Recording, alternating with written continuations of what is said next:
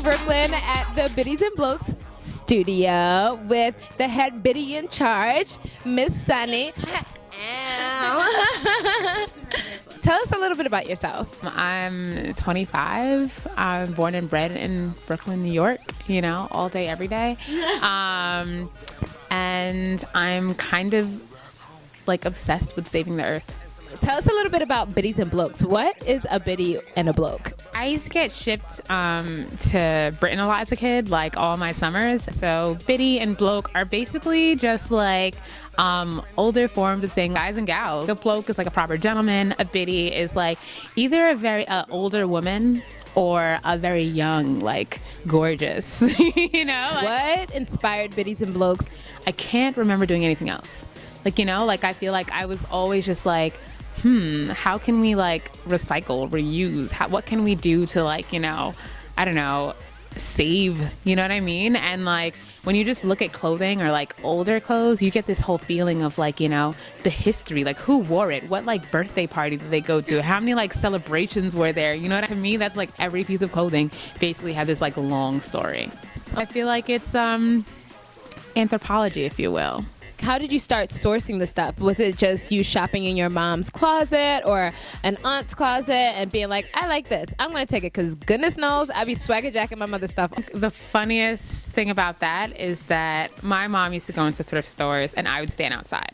She went to one of these really awesome like Elton John's old closet. She would purchase these like coats and they would fit her like a glove, and just like the magic of like Elton John wore this and it also fits you amazingly. And then like I got to an age where I was just like, everything you guys are wearing, I don't like it. When I started looking at myself and like how I would dress myself, like all these fads that like come and go, what ends up happening is that they don't necessarily fit everybody's body type, and they sure as heck didn't fit mine. Like I basically look like a 12-year-old boy, but like a good 70s high-waisted flare, like come on.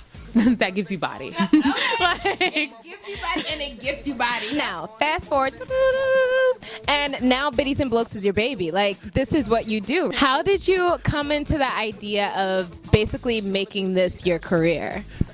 I managed a Goodwill, and what they were trying to do is basically give you like Target brand, and they would get in these gorgeous pieces of clothing, like vintage. Somebody's like grandmother must have like given it away or passed away, you know.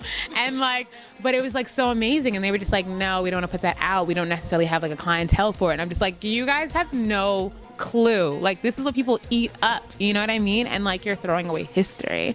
So I got to the point where I realized I knew a lot more than the people who were employing me, and I was doing a lot more of their work. And you just went off on your own and just did it. Yeah. How'd you do it? I think it really just starts with like $1 and a dream. People get caught up in like what they're supposed to be doing, you know, like how this is supposed to look. And the truth of the matter is I have no idea how this is supposed to look, you know what I mean? Like, but I want it to happen. And so if that's the case, you just put it out there. And people love the journey. They love saying, hey, I remember when you were there, or hey, I remember when you did that fair, or hey, I remember when you did this. And it's like, oh, thank you. You know what I mean? Like you were along for the ride. And that's like one of the best parts. Well, how long has Biddies and Blokes been up and running in terms of being a business? I want to say this is the 3rd year.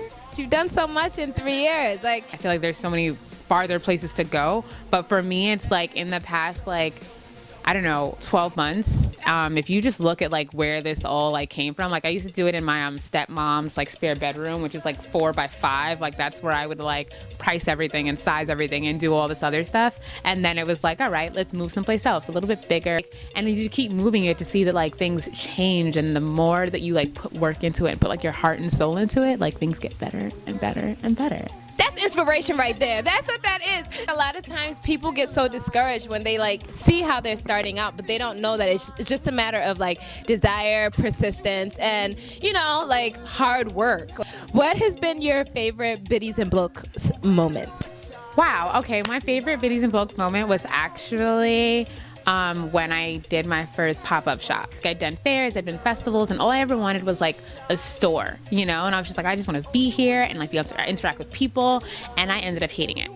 But that was the best thing in the world for me because I realized what it is that I want to do. Like, I want that freedom to like travel around and move around. And what that taught me was that like I can redefine what it is that I want in like a business, you know? Like, now I want to convert an old school bus into a mobile store. I wouldn't have known that had I not done something that like made me want to like cry.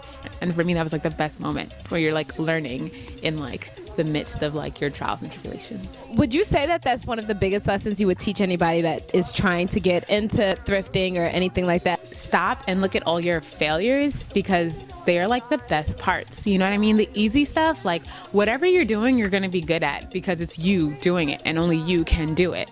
But like when you look at the things that were like hard, were like a true struggle for you to do, all of a sudden, that's where like breakthroughs, that's where the magic lives. The magic lives in that space where you just like have no idea what to do. You throw your hands up in despair and you're just like, what the F? As long as you don't stop at that moment and go, darn, I failed. Like what's on the other end of that, the other side of that is like amazingness. It's magical.